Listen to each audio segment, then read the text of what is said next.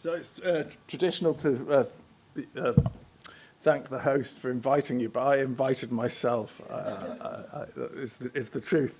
But I'm very pleased to be here to talk about some work on shingles, vaccination and dementia. John Todd, in the days when I was on X, I'm no longer on X, John Todd messaged me to say I must get vaccinated because of the growing evidence, and I have indeed been vaccinated. The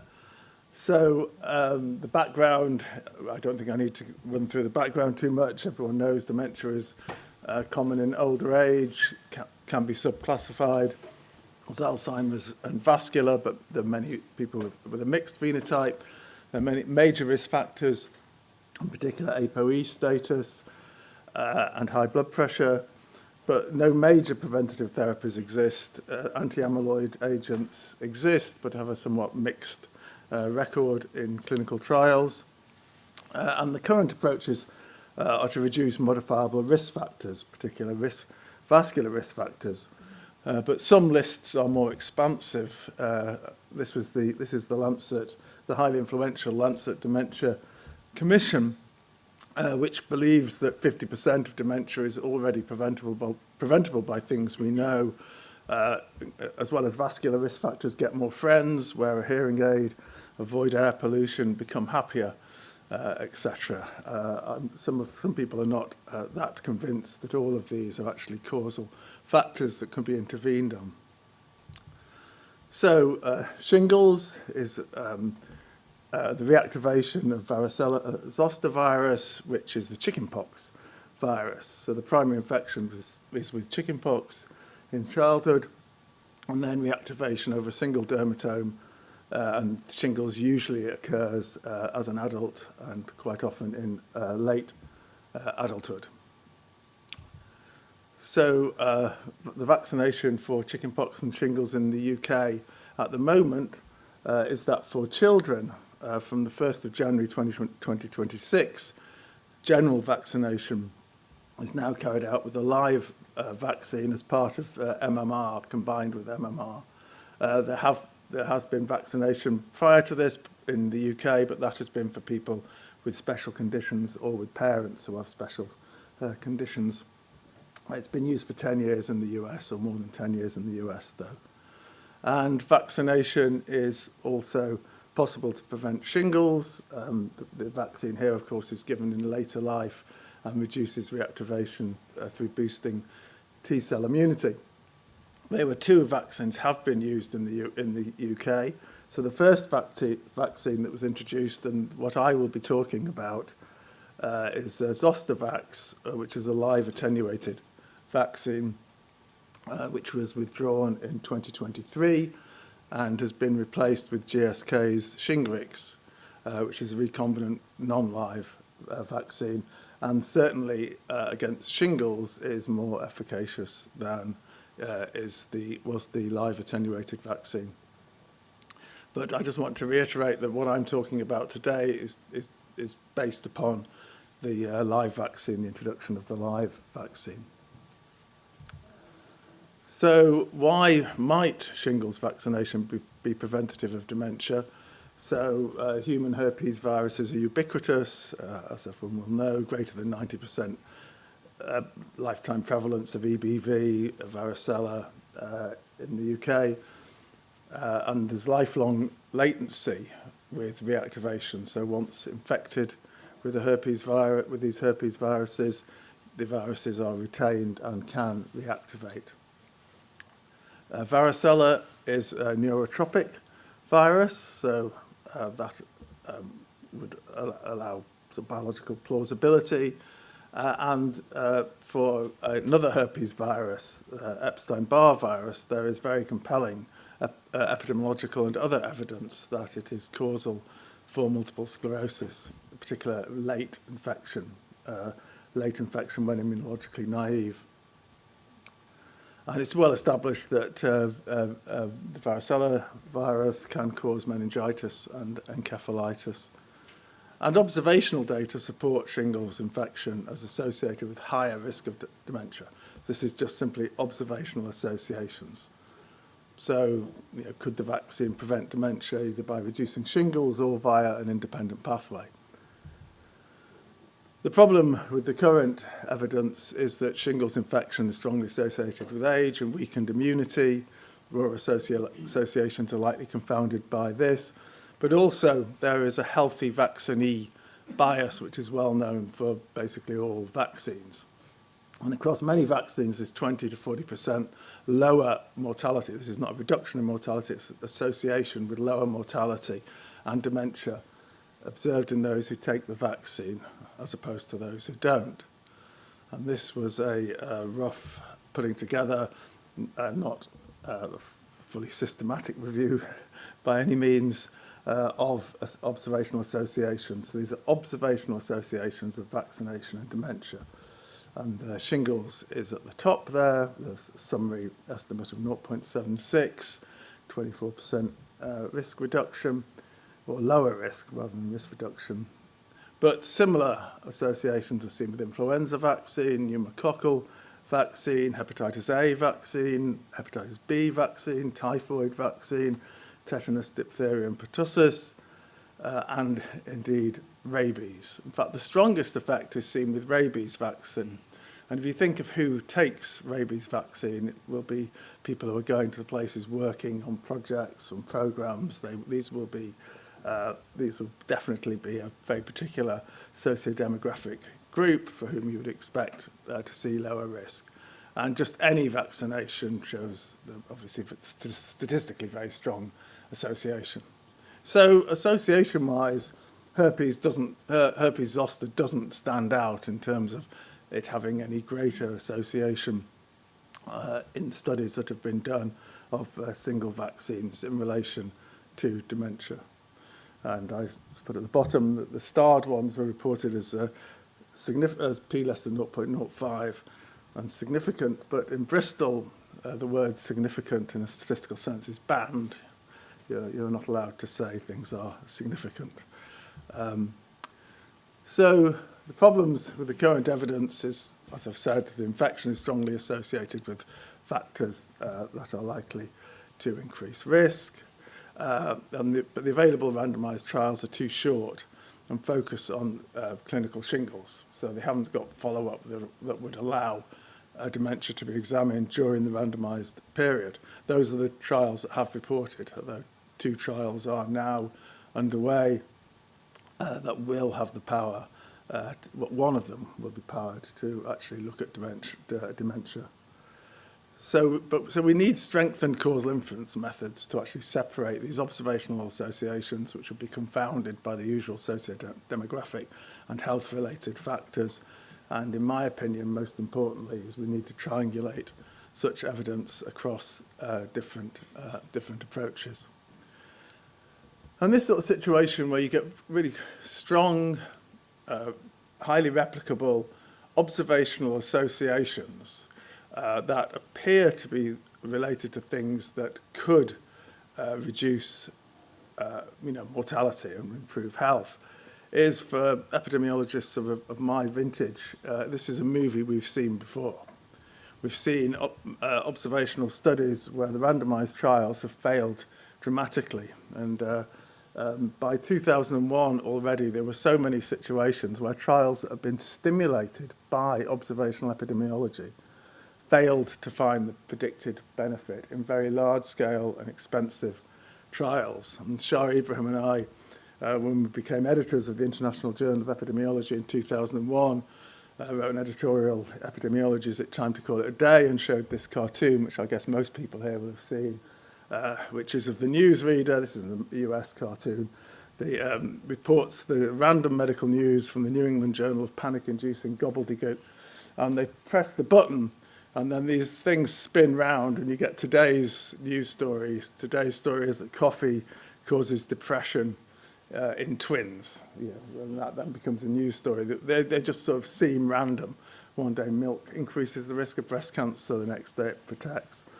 Every one of these combinations is non-causal, except red wine does cause sexual dysfunction in men aged 25 to 40, although it's a disappearing memory.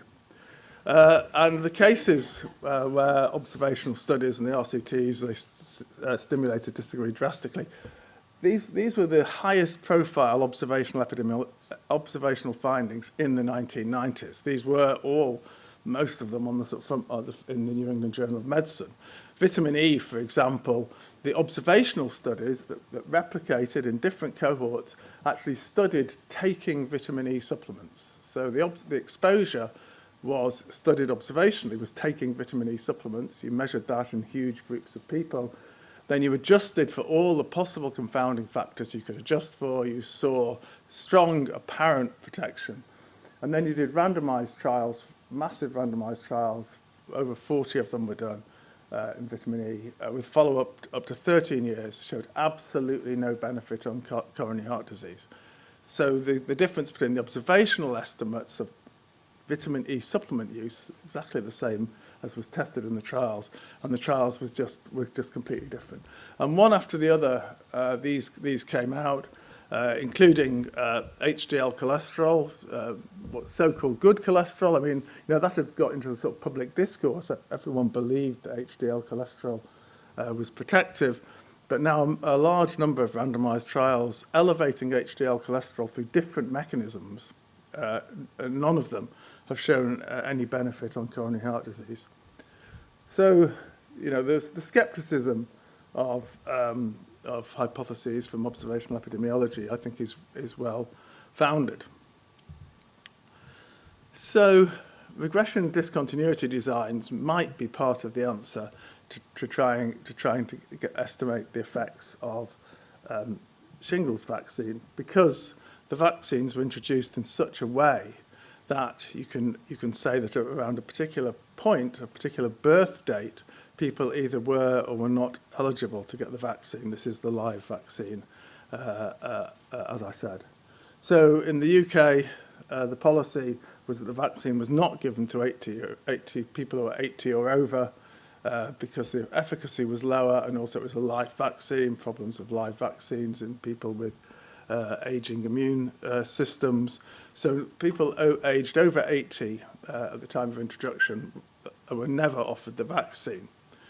The day of introduction was the 1st of September. Was the 1st of September 2013, and people born on or after the 1st of September 1933 became eligible for those born over a 10-year period after that age, and I'll come back to this later. So from that date, people who were 79 could get the vaccine from the NHS, and those who were 80 couldn't. So you would have these two groups, which were just the arbitrary age, their arbitrary birth date would determine whether or not they became eligible for the vaccine. So, if you compare people just either side of that threshold, then it's reasonable to think that those would not be confounded in the way that you would get confounding in conventional observational studies. So there's a number of assumptions in the designs. Essentially, they're the instrumental variable assumptions. Anyone knowing Mendelian randomization will have spent a lot of time thinking about instrumental variable assumptions, which is relevance, that the instrument, in this case, the date of birth, has to influence the exposure, that is, getting vaccinated on average, which can be falsified and tested. The second is the exclusion restriction, that the instrument, the date of birth, only influences the outcome, shingles or dementia, through getting the vaccine. There's no influence of that on the outcome except through getting the vaccine. And thirdly, that there's no just conventional confounding between the instrument, your birth date, and the outcome, and getting dementia. So that gives a way of thinking about the reasonableness of this. So in this context, you want to know whether vaccination changed at the threshold, which is something that there's lots and lots of data on, and that it changed relatively quickly. You need to make sure there was nothing else that happened for people who were born on that birth date or after compared to before that might influence the outcome. So that can't be statistically tested, but you can use negative controls, etc., to indicate if it's reasonable. And you've got to make sure that there isn't some factor that you are conditioning on, which is after the birth date, some factor you're conditioning on, after the period when the vaccine could be introduced, which will generate collider bias in the sample. And as collider bias might not be totally familiar, I'm going to give an example I usually use so you can think about why such conditioning might be problematic and might actually be substantially problematic. Is to think of a situation like in a sort of US university. So you imagine a US university where there's two ways of getting into the university.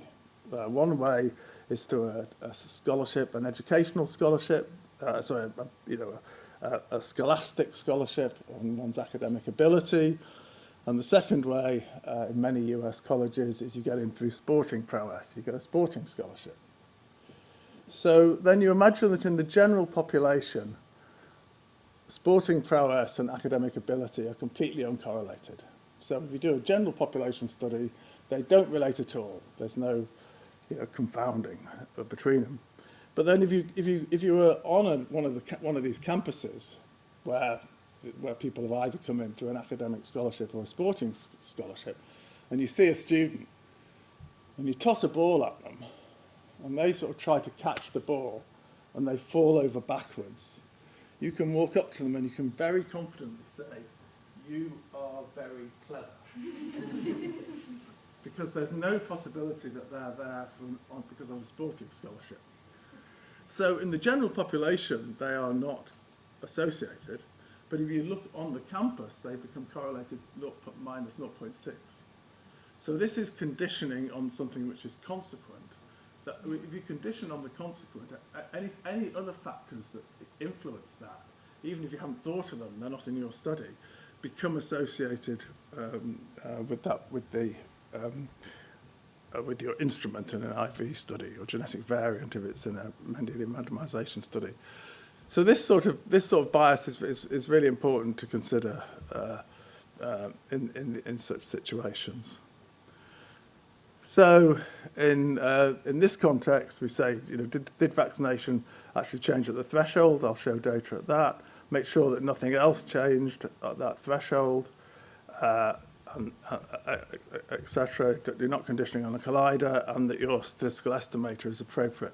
In RDD, there are a large number of competing statistical estimators, which makes really quite substantial difference to the results you get. This is, I think, an issue possibly not well enough understood, how many analyses you can do. So some examples of how it might go wrong. One thing that's been pointed out is 1st of September in most parts of the UK is a school entry age cut-off. So maybe the people who are born just after September the 1st would have entered school at an older age than the people born in August. And age at school entry has been shown to influence many things. So that was one of the things that got looked at.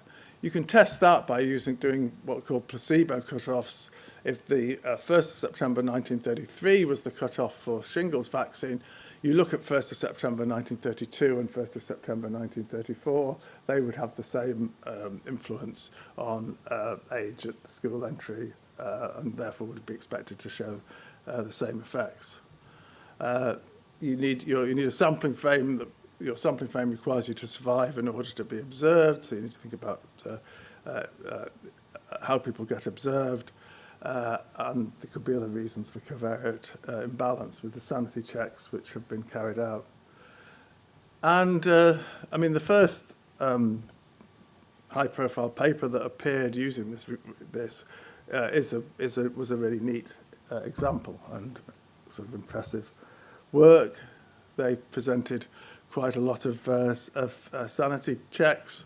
So this on the top left is just showing that there was a large discontinuity in zoster vaccine uptake.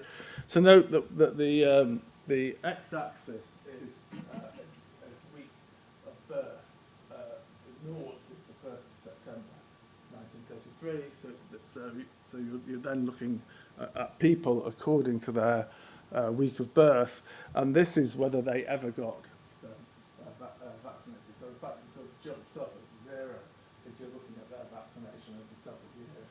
And this is one of the issues here, which I'll come back to.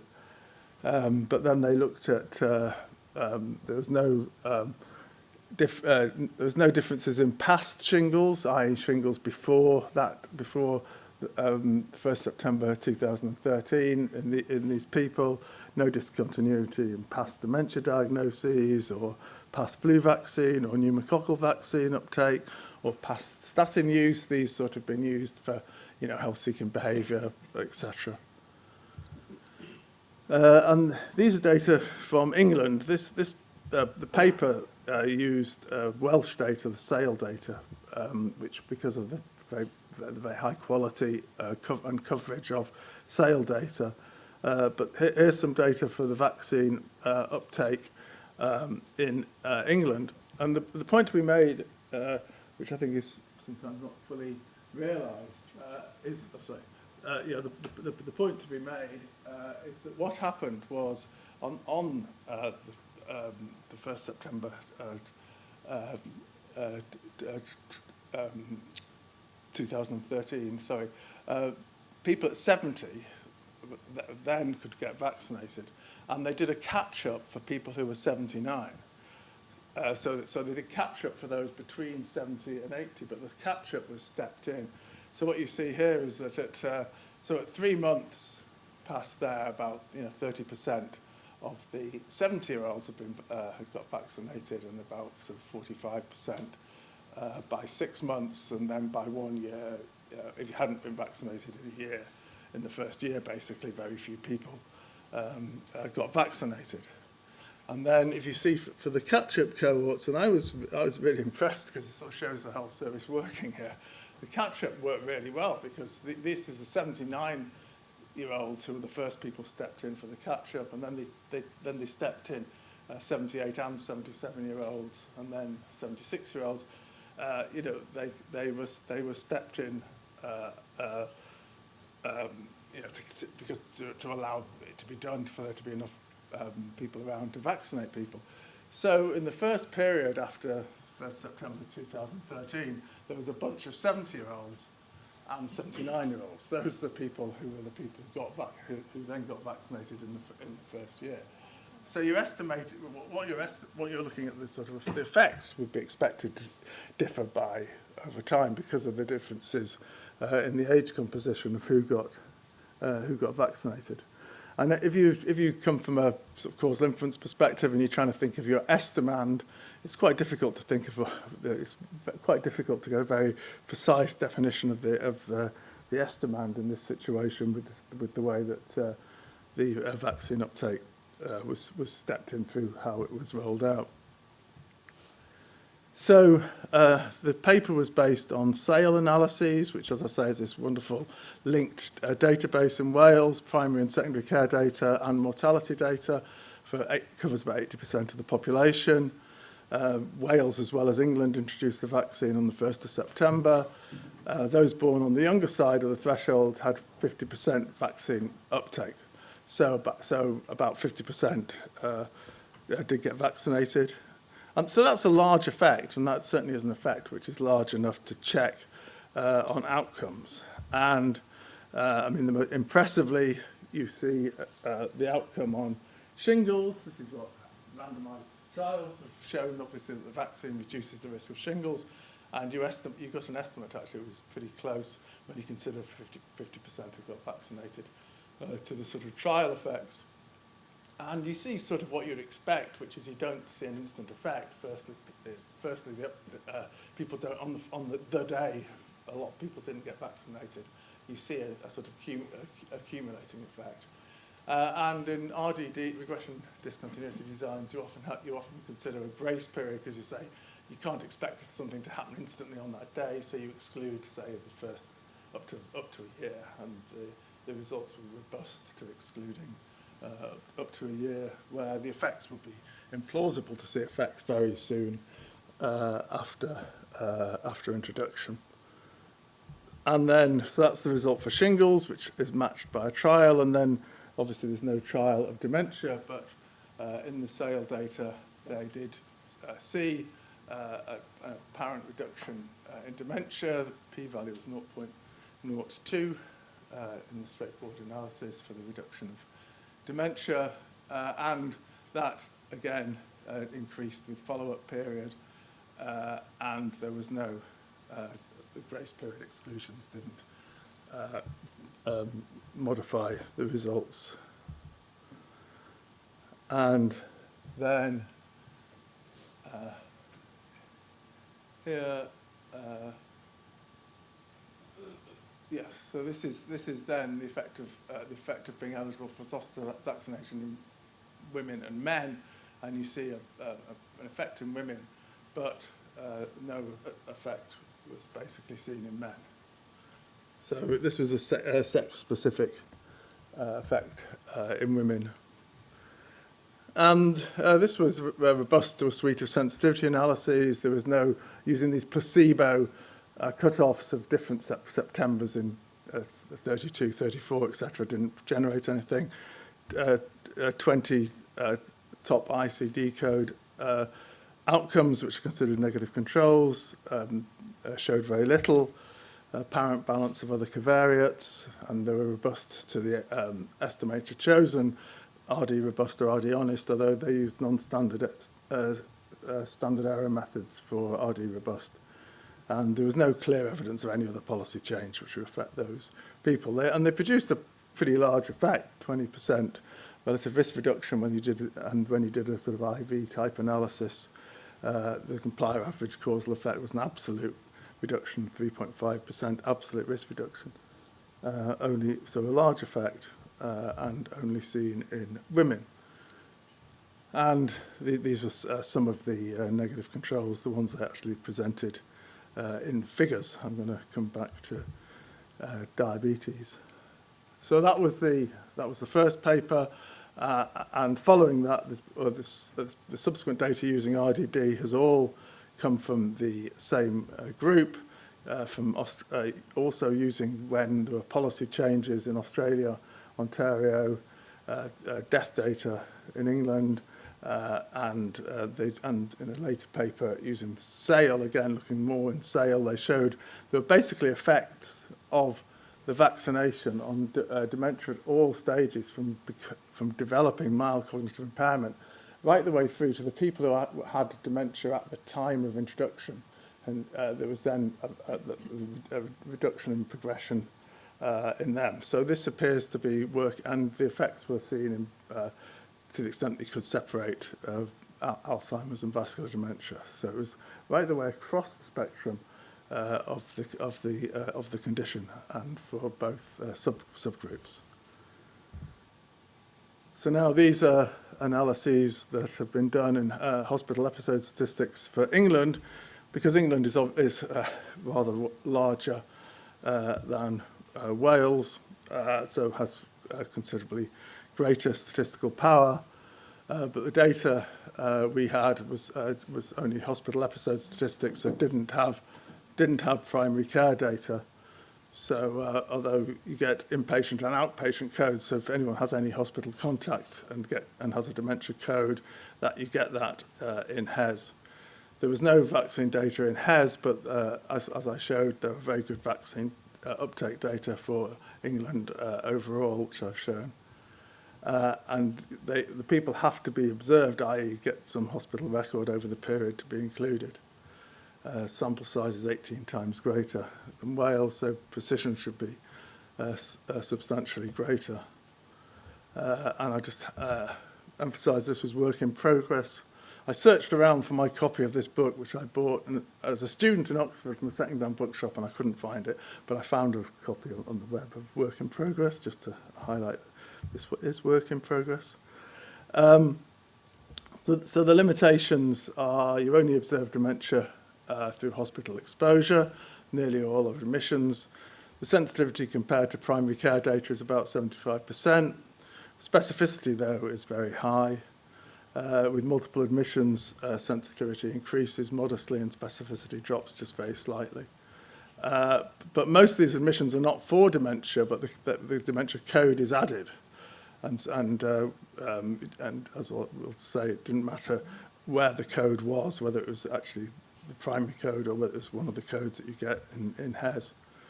And we don't observe deaths, so there's a competing risk of death, which gets worse with the follow-up. So one thing I've already stressed is that there are just many, many research degrees of freedom in doing these analyses. It's sort of the grace period, the actual analytical program you use. The bandwidth is really important. How long, how far you stretch for including them in the regression you do that has the discontinuity. In some of the packages, there's a way of it selects it for you. The best what it thinks is the best fitting bandwidth. You can fit your own. And these analyses, as different people have done them, have used very different specifications. So we just tried to do something which was as close to the Welsh data as it was possible to do with HES, but just with hugely greater power.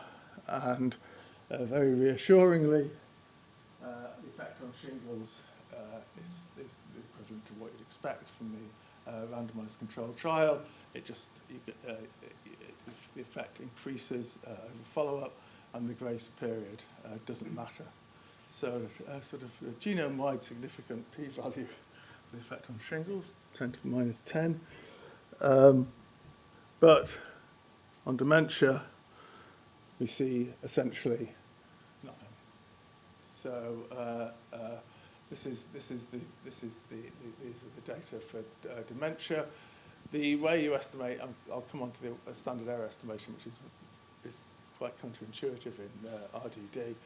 But the only period we showed any suggestive benefit was very soon after. It was in the 1 year when a large proportion of people wouldn't have yet been vaccinated in implausibly fast time. So the overall result was basically very, very close to the null. And certainly our estimates exclude the sort of size of effect as seen in SAIL.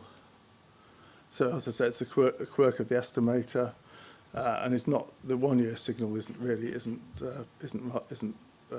plausible or difficult to imagine a biological mechanism for that. And it's a completely different pattern to that observed in SAIL, where there was nothing was observed in the first couple of 2 or 3 years. So the results were robust under many specifications, using different denominators, the position of the diagnostic code, varying that. Men and women were both null, other statistical estimators null, all the placebo cutoffs were null, although we did see evidence of imbalanced type 2 diabetes, which was interesting. And when we look back, actually, the SAIL data showed actually the same magnitude of effect, especially if you look closely around it, as we saw in England. It's just that we had a lot more power. And this is a sort of interesting thing when Gus then looked at the data in detail. There is actually a month of birth effect on diabetes, which drives the apparent discontinuity. And it turned out that this month of birth effect on diabetes has been reported several times before. It's quite a large month of birth effect, and that is what, and because then you have your particular month of birth cutoff, the 1st of September was at a particular point in the wave, which made it look as though things had gone up, and residualizing largely restored the balance. So, why do we get such different results from the findings in SAIL? Is it driven by the denominators? We can vary those every way. and couldn't show any evidence of that. And then we thought about lack of primary care data. Is our sampling frame biasing this, or short look-back time? And in two sets of analyses by people who are in the group working on this, we could examine these. Firstly, Matt Baker-Smith analysed the sale data, and then he looked to see what if you did the analyses in sale, just using HES-style data, and this effect in sale, which is not incredibly strong statistically, was though seen with the different analyses. So it was not the different analytical choices that were driven by the fact we were using HES that were driving this. If you mimicked our analytical strategy in Wales in the sale data, you saw this not incredibly statistically robust effect in the Welsh data, which is what you'd expect. It's analysing the same data and using, as I said, we used all the specifications as close as we could to the 2025 paper. There are many different other specifications that could be used. So the lack of the primary care data didn't seem to be driving this at all. Didn't seem to be driving our negative results. So one issue one needs to think about with the dementia reduction or apparent dementia reduction is that getting a dementia code means you have to be seen. And so if you go into hospital or you have healthcare contact for any reason, then that contact is a period where someone can decide that you've got mild cognitive impairment or dementia, and you get a code. And it could be that shingles uncovers dementia in this way, because people with shingles get seen by more healthcare practitioners, and therefore are more likely to get a diagnosis of dementia. And there's a very nice paper just out in JAMA Network Open by Wang and Maria Glymore's group, which looked in the UK Biobank and the All of Us cohort at healthcare contact through other health reasons, and then getting a dementia diagnosis. And they looked at these sets of healthcare conditions which were getting diagnosed in people, leading to more healthcare contact, and they showed that basically all of these are followed by a bump up in dementia diagnosis.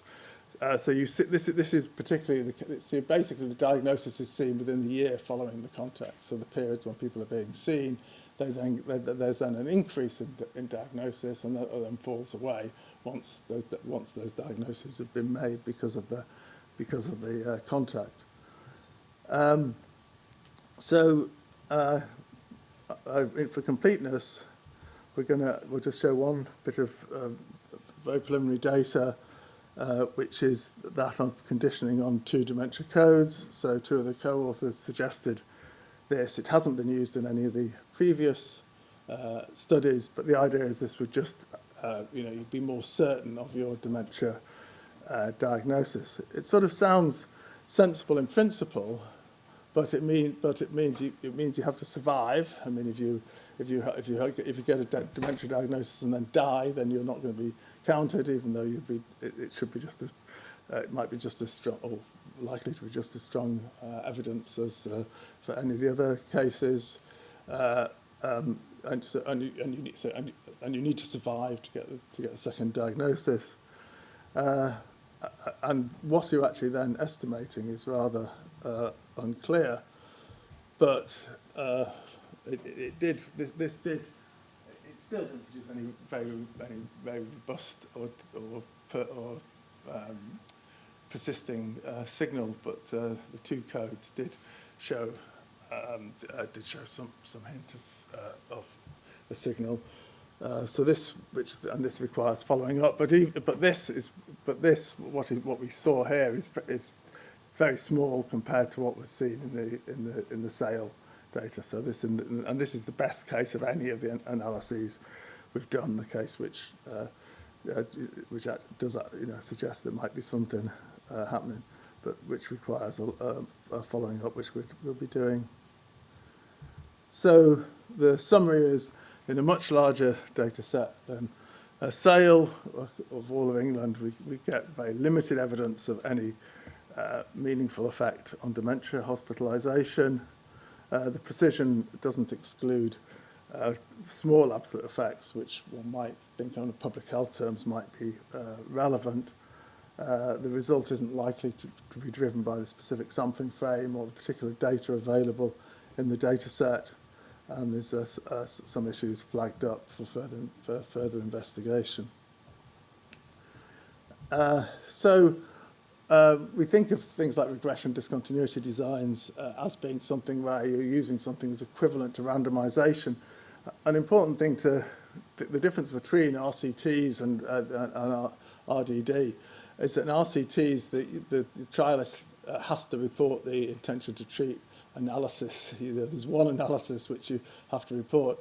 In RDD, there's just a vast number of analyses that can be done. There's a vast amount of investigator degrees of freedom. Many different things can be fitted. So certainly the statistical evidence required in RDD it needs to be considered against the background of the number of analyses that could be carried out.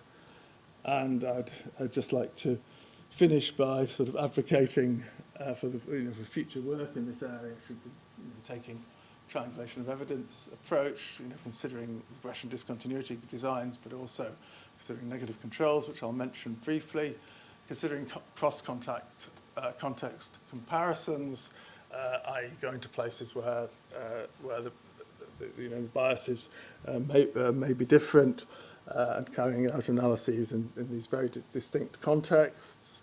There's other instrumental variable methods. For example, there could be practitioner preference approaches. I certainly know that there are practitioner differences with shingles vaccination, because when John contacted me, and I've been started doing this work, I actually Googled eligibility, and I discovered I'd become eligible about 4 months ago, but no, about 4 or 5 months before, and then I contacted my GP, and then did indeed get vaccinated. But I know other people from my practice who also hadn't been approached, but I also know in Bristol there's some practices that were approaching people. So this is a situation where you could look at you could get some quite substantial differences in uptake according to practices, and it's just the sort of luck of the draw which practice you're in. I think this area for the RDDs you require something which is becoming increasingly popular. It's a sort of very formal but very broad sensitivity analysis or multiverse analysis, doing the range of all different analytical choices and just looking at the distribution of findings that you get from that range of analytical choices. And there's many other methods. But with just a few words about negative controls in this area. So you can have negative control exposures and negative control outcomes. So certainly negative control exposures can be powerfully used because there are many other vaccinations which are likely to have the similar sort of healthy vaccinee bias. So you can think of negative control exposures. With negative control outcomes, I think this is difficult because if you think of you think of dementia and the sort of unknown etiological part of dementia, you think the things which are likely to be biasing observational studies are basically health-related behaviours, people healthcare seeking behaviours, socio-demographic factors, etc. So you want to, I would think you want to use negative controls that are strongly influenced by those factors. And there's a very nice paper in Nature Comms very recently which did use some negative controls in a study, observational study of zoster vaccination, but these sort of negative controls aren't the sort of negative controls that would be expected to be strongly related to the sorts of factors which are likely to confound the observational studies. In fact, for risk fracture, active people get wrist fractures, and wrist fracture goes the other way. It might be the sort of the people who are doing more exercise, putting themselves riding bikes, which is a very good way of fracturing one's wrists, etc. There. And just to say that the assumptions of conventional observational studies for identifying causality are that there's no unmeasured confounding and there's no measurement error. And that means it's not epidemiological data. There are many flavours of observational study analysis, and what are called target trials have generated a lot of interest. Now, they deal very well with selection biases. And selection biases can be very important, can be really important in setting up observational analyses. But they do not deal with the unmeasured confounders and measurement error. And I only know of 2 situations in the entire literature where a target trial has been done before the trial, or the trial that it is sort of mimicking, was reported. 2 of them were, one of them was on beta blockers, and it was showing, and it mimicked a trial that was already planned, and the target trial had, estimated something which was reasonably similar to the trial when it finally appeared. The other case was a target trial published in the Lancet of invasive intervention for a non-ST elevation myocardial infarction, and they called this senior NSTEMI because there was a senior RETA was the trial that was going to be carried out, or was carried out, and the target trial suggested a very substantial reduction in mortality for the invasive treatment, and then the trial that it was mimicking when it came out showed a very strongly different result. So if anyone knows of other cases where target trials have genuinely been carried out without any trial yet having appeared. So this is a situation, we now have a situation with zoster vaccine, where the trial has been set up, and one target trial appeared about 4 days ago, which suggested a substantial reduction in, it did suggest a reduction in dementia risk, but it did actually show some associations in the target trial with negative controls. And I'd just like to finish by saying this is Team RDD, people who've been working on this. And sorry for going on so long. Brilliant. Thanks so much, George. So we've got a few minutes for comments or questions, and colleagues online as well. Somebody's monitoring the chat, so please do feel free. Who'd like to kick off?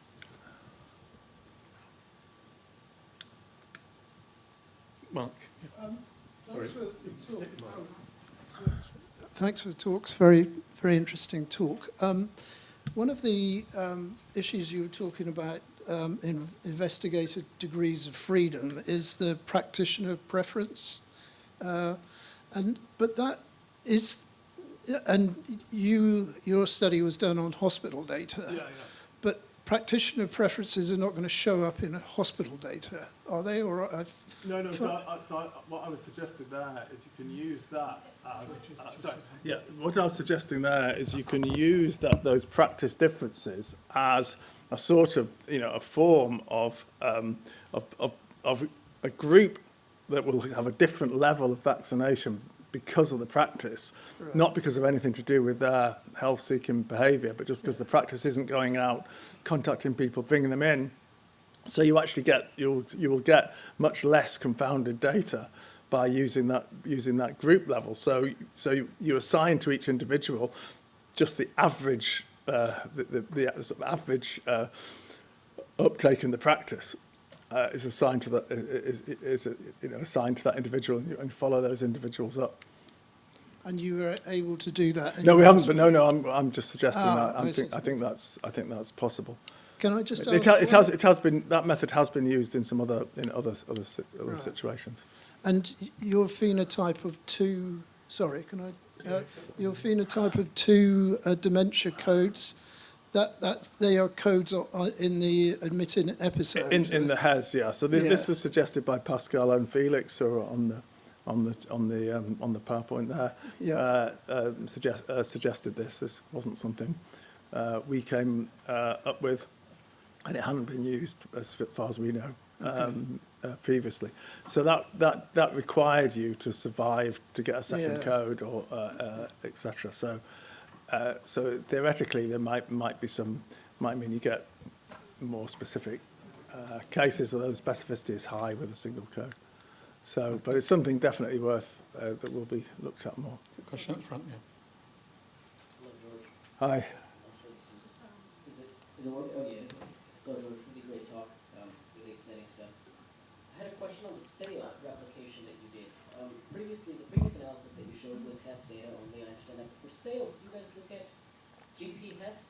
So the sale data were done by analyses were done by Matt, who might be online, and if he is online, he might want to answer. But they use the sale data, but they could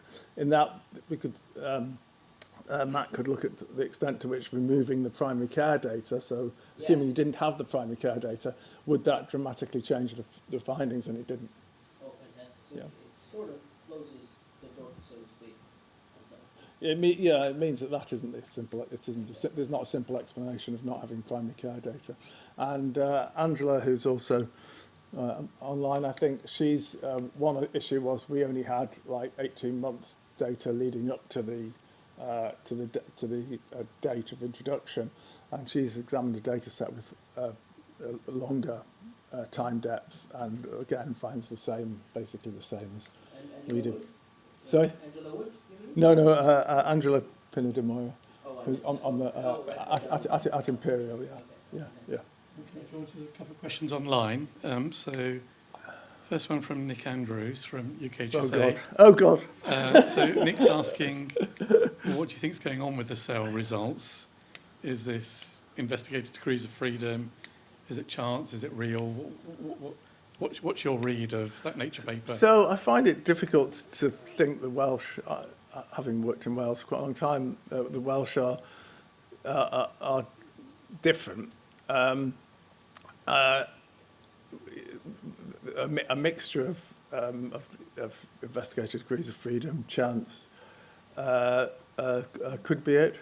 There is the results were presented in an open meeting recently from New Zealand and showed a similar sort of effect as in sale, but with a similar sort of p-value. And one did think that, as this has been shown in Australia, Wales and New Zealand, the important factor is countries where there's more sheep than people, or where you see it. But I couldn't really come up with a biologically plausible. Okay, I'm going to take one more online, explanation. and I'll come to the front. I know there's a question here. So this is from Paul Garner, and Paul's saying it seems like this is more like octagulation rather than triangulation. So if you get your terminology wrong. Yeah. No, I mean, I think you should all methods that you can use. You want to apply. Triangulation doesn't imply three. Okay. So there was somebody at the front, was there? Yeah. And then we'll go to JT. So. Thank you. It was just a follow-up question on the sale replication, where you only looked at the HES outcomes. Did you additionally exclude anyone in that cohort who had no HES data? Do you see what I mean? I don't know. If Matt's online and because that's the selection bias that you talk about when you're doing the HES data. Yeah. You don't have anyone who's not in doesn't go to the HES, so you just look in the people who are not in so HES. you have to additionally in the sale replication, additionally exclude those people who had no HES record, and that might introduce the selection bias that potentially leads to this result being removed. Yeah, no, that's Gus is online. I think Gus might want to answer that. Okay, or let's go Matt, to or John Matt, I don't know. first, yeah, and then we'll go down the row. If Matt's not online, Gus might want to. Who Yeah, you're that's with Gus, us. yeah. Gus has said, in response to that question, yes, we condition on a hospital exposure to get into the data set. So that's good. Yeah, Okay, yeah. JT? Yeah, so you mentioned a month of birth for diabetes and then the residuals would be locked in. But just to clarify, that meant there's not a month birth effect for diabetes, or there is? No, there is a month of birth effect, but if you take the month of birth effect away, you don't see the regression discontinuity. So the month of birth effect is generating. So it's quite an interesting example of something you just wouldn't think about that as something which would bias an RDD, but for something which has strong month of birth effects, it could generate a robust finding, which is entirely due to the month of birth effect. And I think the multiple sclerosis literature on that's pretty convincing. I believe it. It'd be interesting if you went back and said, do I see it, using your approach, do I see a MS month of birth effect? Yeah, I don't think MS has been used as an outcome in any of these analyses, so it could do that. Yeah. Yeah, and then I guess other analyses, including from Oxford, have compared the live attenuated with the GSK recombinant to try and get over the healthy vaccinee problem. What do you think of that, George? Yeah, no, I think that's an interesting approach. I've not. I should have read your papers in detail, but I did. Yeah. And there are, and I think you did a comparison with flu vaccine. Yeah. So I think those approaches definitely within the sort of triangulation of evidence. That's a good approach. And you use the sort of switch over, which happened really quite quickly. I mean, that switch over presumably happened as quickly in the UK, didn't it? Yes. But it's more recent in the UK. Yeah. So you could do those analyses in the UK data. So when I think we're meeting later in the month, it'd be great if you could take a look at those Oxford papers. Okay. All right. So that's the Nature Medicine piece, isn't it? John, yeah. Yeah, it was Nature Medicine and Yeah. then Okay. RSV vaccine. Okay. Yeah. So, And one of the Alzheimer's Because- also showed some level of reduced risk. Because with RSV, you were suggesting there's an adjuvant effect Yes. as well. uh, Yeah. okay, last couple of questions. We've only got a couple of minutes left. Cecilia, go for it. Very much for your presentation. I'm interested to know what your next steps in your analysis will be, if any. Is there going to be a systematic review or a meta-analysis to understand the effect of the shingles vaccine on dementia outcomes? Yeah. So one natural thing that I mentioned is to sort of use in the RDD setting, using the RDD data from different sources where one can get it, is a multiverse analysis. Is seeing how much do researcher preferences in terms of how they analyze their analytical approaches. How do those researcher choices change the results? So a multiverse analysis, I think, will be something. Most of the things I presented are based upon, except the two codes, were based upon trying to follow the original 2025 paper. So so we definitely think that is worthwhile. That there's possibilities of getting data which have with genetic data included in them. Gus Hamilton has done some work using a sort of Mendelian randomization approach, using sort of and the possibility of using interaction of vaccine and genetics could be powerful. So I think there are more ways to analyse this. Okay. I mean, I think we're going to have to call it a day here. I mean, George will be around, so please do, if you've got questions, please do grab him over lunch. But George, that's been absolutely fantastic, and the recording will be available on YouTube pretty soon. I think Nature's planning on covering this piece, so do look out for that. So do share the YouTube link. Georgia, just a very small token. Oh, thank you. I've got no idea what it is, but hope you like it. Hand chosen. So thank you very much indeed, and absolutely fantastic, George. Thank you so much. Thank you. And before we close, can I just also thank Hayley, Anna, Frida, and our AV colleagues. Thank you, everybody, for joining. Thank you so much. Lunch is just across in the room opposite, so please join us.